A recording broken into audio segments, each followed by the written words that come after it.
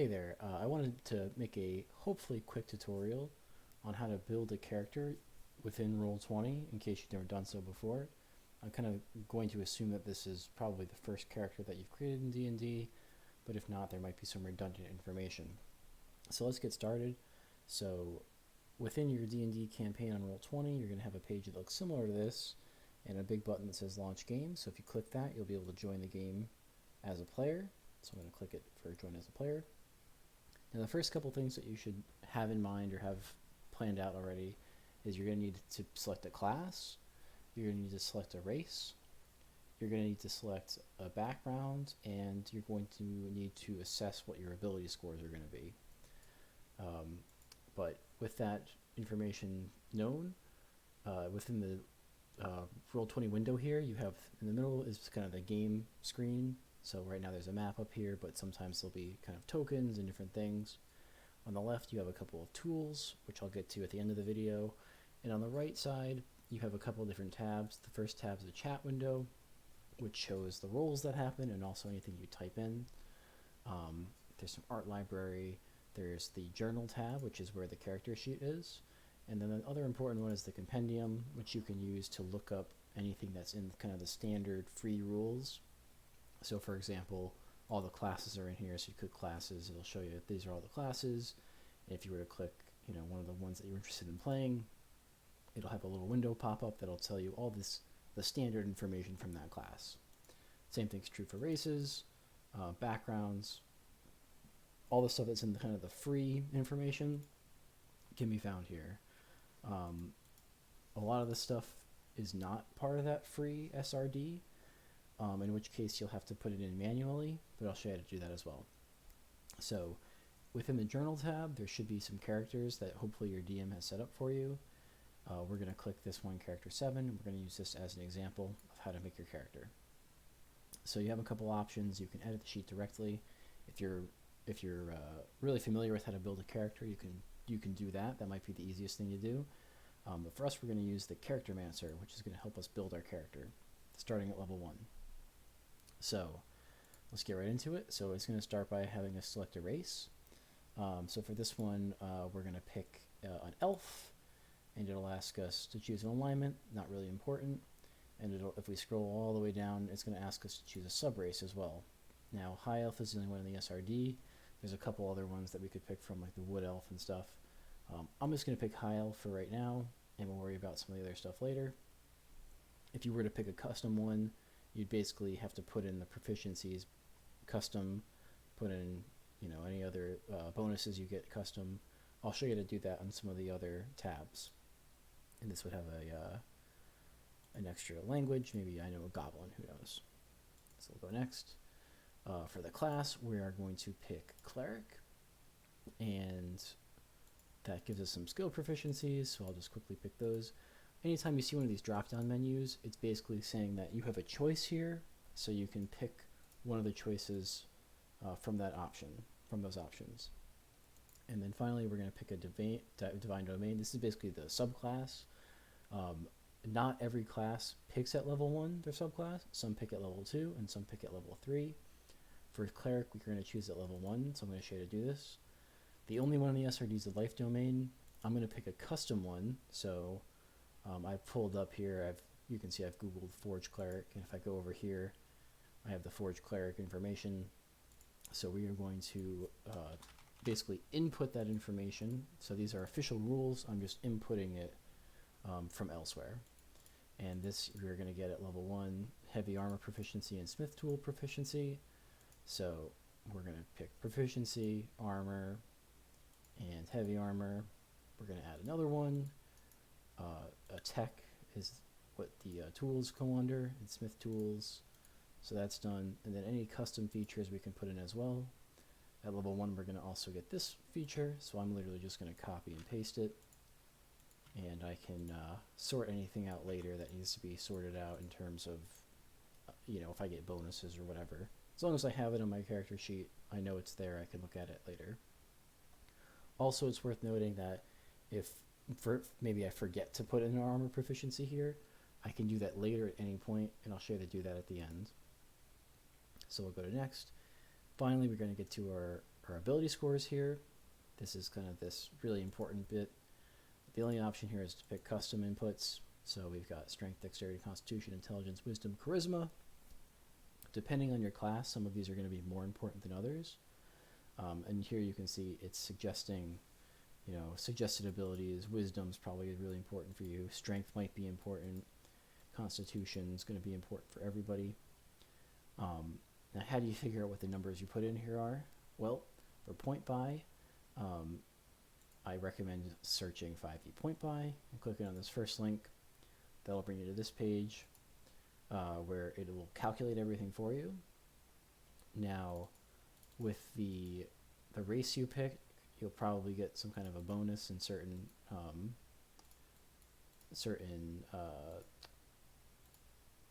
attributes here. So like a high elf by default has them in dexterity and intelligence. However, there's new rules that have been released that you can basically move those around wherever you want. So I might decide, instead of having the +2 to dexterity and +1 to intelligence, I'm going to put a +2 in constitution and a +1 in charisma or something. So within Roll20, it's not going to be able to just automatically do that unless you make your race a custom race. However, we can account for that and make some adjustments to that later. So right now you can see we're getting a +2 to dexterity and +1 to intelligence. So we can kind of account for that. But I'm going to do a quick build here with my Forge Cleric. I'm going to say I'm probably going to want +1 there. I'm going to want my maybe my +2 in maybe here. I don't know. I'm just going to take 1 second here to fill this out. And in the bottom right, you can see the number of points you have left. So I'm going to use this as my my array here. So 15, 18, 16, 10, 16, 8. And you can see these are where my bonuses from my race are coming from. And then on the right here, these are the ability modifiers they'll correspond with. The important thing to know here is that a 10 gives you a +0, so you don't have a positive or a negative. If you have a score below 10, you're going to get a negative in that number. And if you're above 10, you're going to start getting positive modifiers, which basically means that you're good at that particular thing. For every 2 points above 10, that corresponds to a +1 bonus. And for odd numbers, they basically don't get you much. This is spelled out also on the Roll20 page. If you scroll down this little block here, it tells you what every single number will give you. So if you have a 12 in a stat, you'll get a +1. If you have a 16 in a stat, you'll get a +3. So that's helpful. So we're going to fill out these ability scores now so that we end up with these scores here at the total score. So 15, 8, 16. We are going to have to account for it putting these scores in the wrong category. So we just want to make sure that whatever we end up with at the end, it matches what our point buy says. So 10, 16, 8. So 10, 16, 8. And the ones up here are the important ones to make sure they match. So go check one more time. And those match, so we're good. That gets us through abilities and onto the background. So for the background, the only one built into the game is Acolyte. We're going to choose a custom one, and we're going to input this one I've looked up, which is Guild Artisan from the Player's Handbook. So that's going to give us Insight, Persuasion, Artisan's Tools. So I'm going to go ahead and write that in here, Guild Artisan. So we're going to get a couple different skills. So let me add those in here. Insight and Persuasion. Also worth noting that for our game, if you want, you can adjust these skills. So maybe I don't want Insight and Persuasion, or maybe I already have Insight for my class. In this case, I'm going to allow, as a DM, you to switch these around. So maybe I want Stealth instead. Maybe I'm a sneaky Guild Artisan. Who knows? And let's see here. I'm also going to get a language and Artisan's Tools. So let's add that, a language of my choice. So we'll say maybe I know halfling from trading with halflings, and the tool set, so tech, maybe I have woodworker's tools, woodcarver's tools. And then the custom background feature, there's usually a feature associated with these.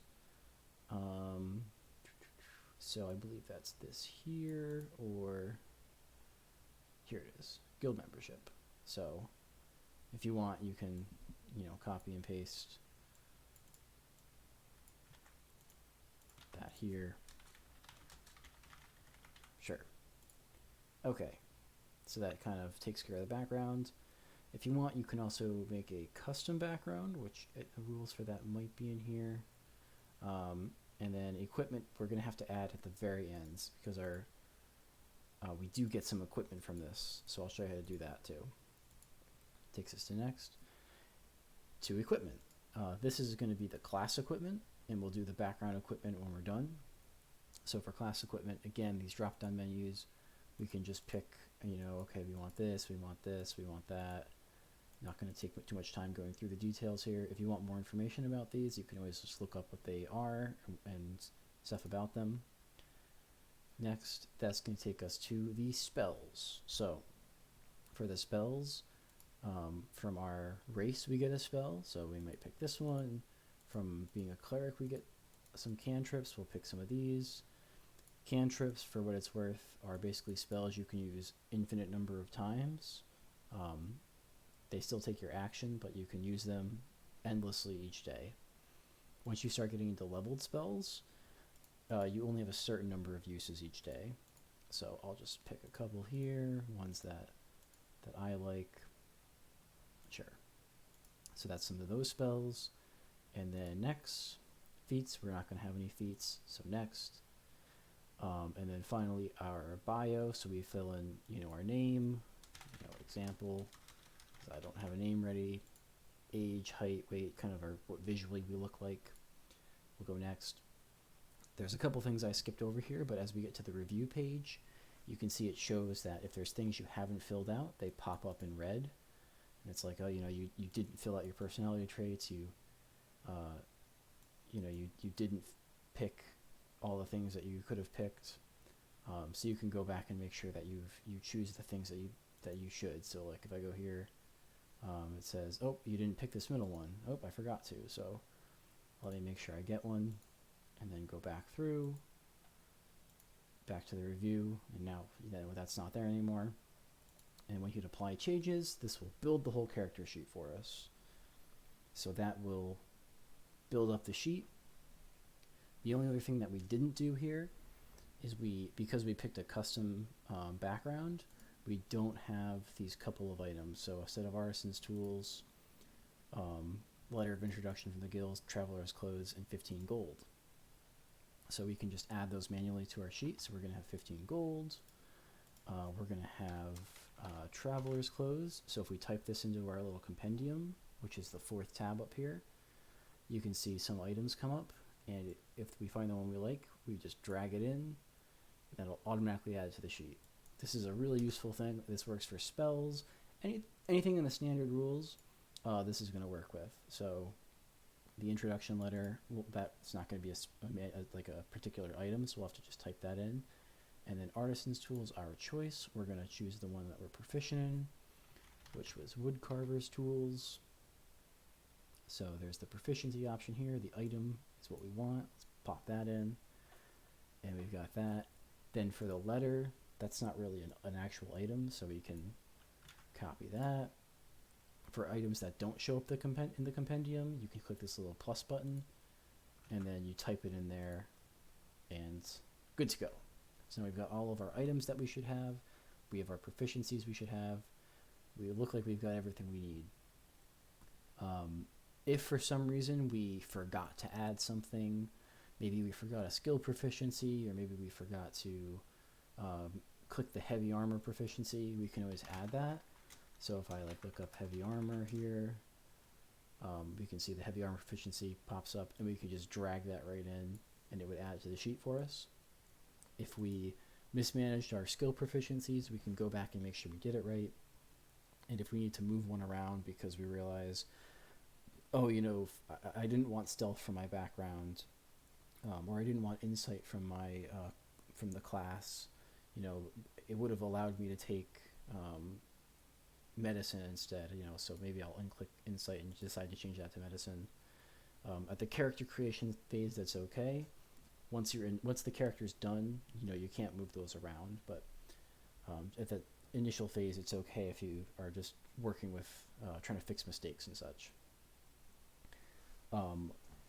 The other thing I'll go over here quickly is when you are ready to level up your character, you can also do that with the Charactermancer.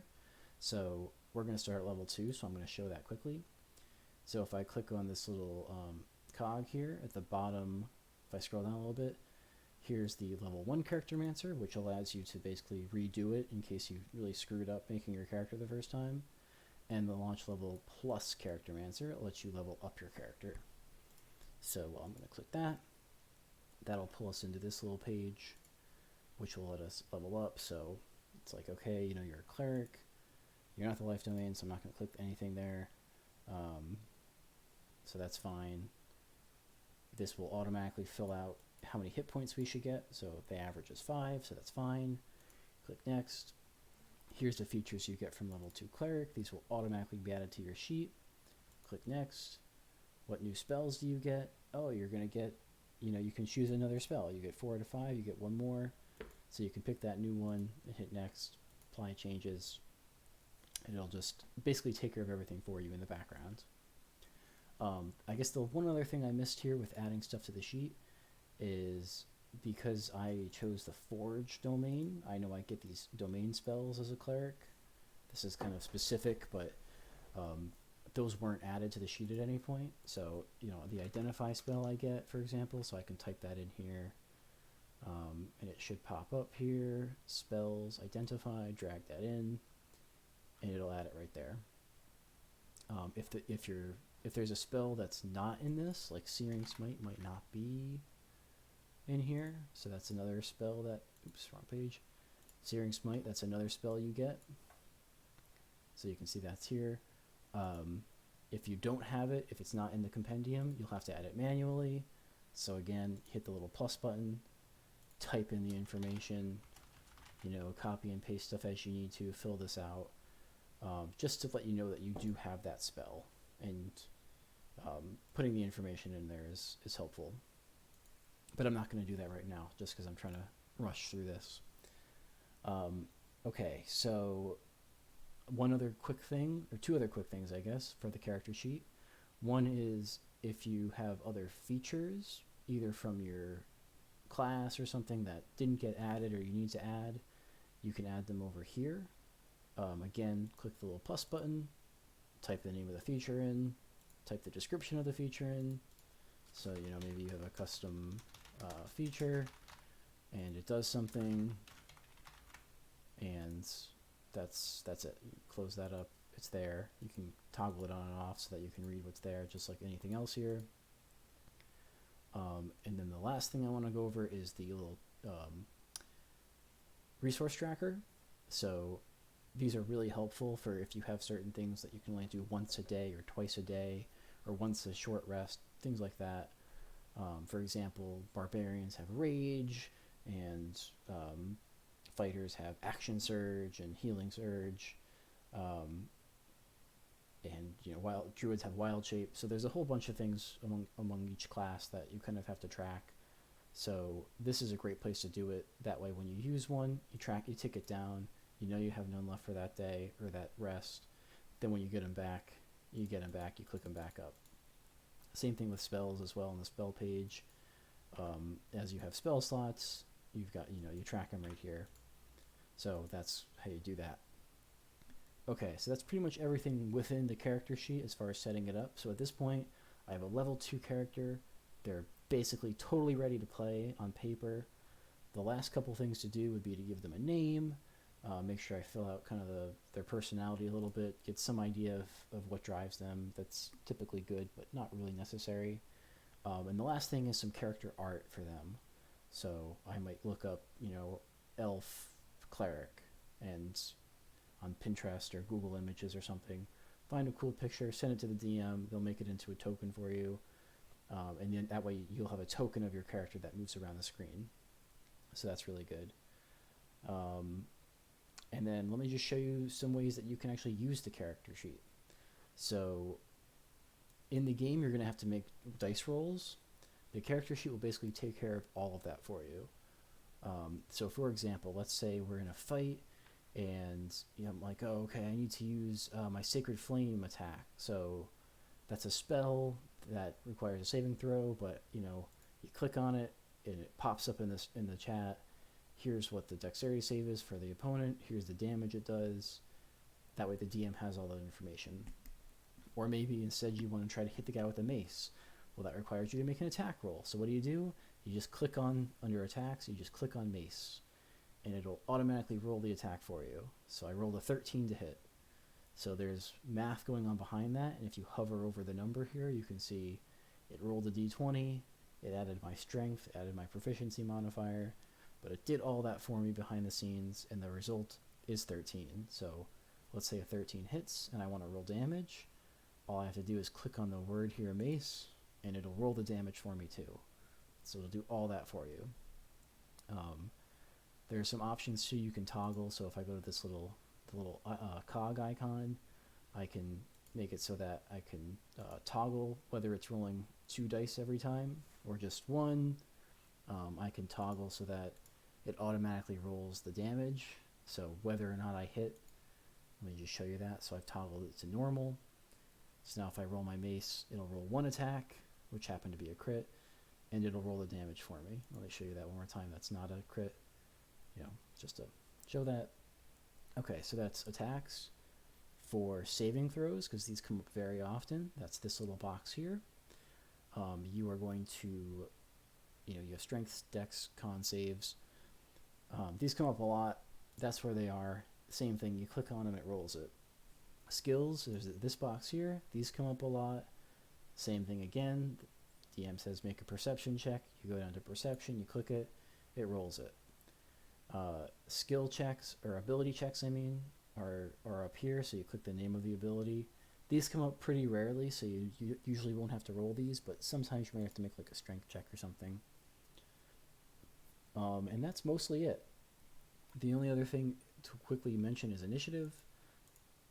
So if you have your token, so normally this would be like a piece of art, your character art. At some point the DM will have you roll initiative when you get into a fight. At that point you should click your token and then click initiative, and it will automatically add your token to the initiative tracker. So that's kind of a more detailed tip. But that's pretty much everything you'll have to roll. That's mostly everything there is to it. The very last thing I'm going to try to quickly touch on are these tools over here.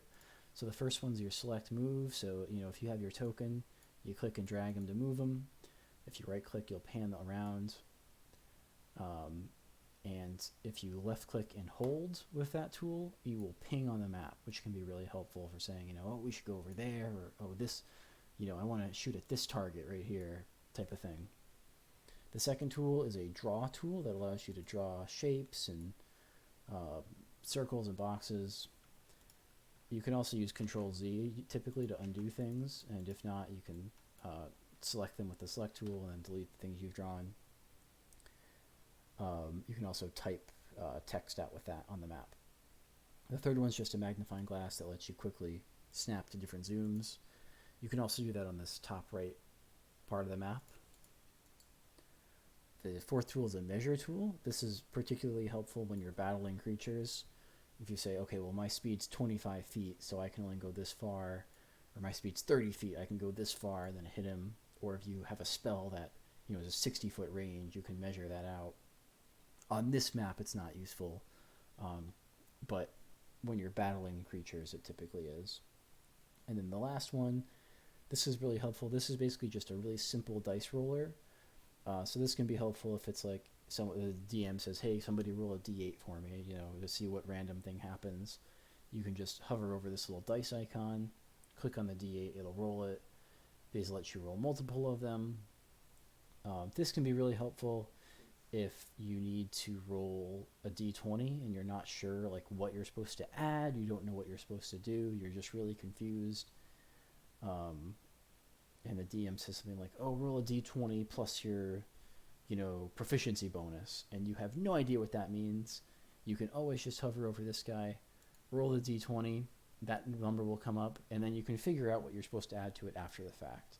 Because a lot of times, what you roll on this will just inform what the result is without having to do like the nitty gritty. So that's a really helpful tool that I recommend for beginners. You can also, in the chat, there's like a roll command, so I can say /r 1d20, and that'll do the same thing. But I think that this is just a lot easier. Okay, I think I covered everything. So again, just to quickly reiterate, pick your class, pick your race, set your ability scores, select your background, and make sure you pick a name for your character, get some art for your character, and if you set all that up in your character sheet, which I'll show you one more time, if you set everything up in your character sheet, it should basically all just work itself automatically. And you can just click the buttons, it'll roll everything, you don't have to do any math on your own, it'll keep track of everything for you as long as you put it in there right the first time, basically. If you have any questions, let me know, I'll be happy to help. But that's going to be it.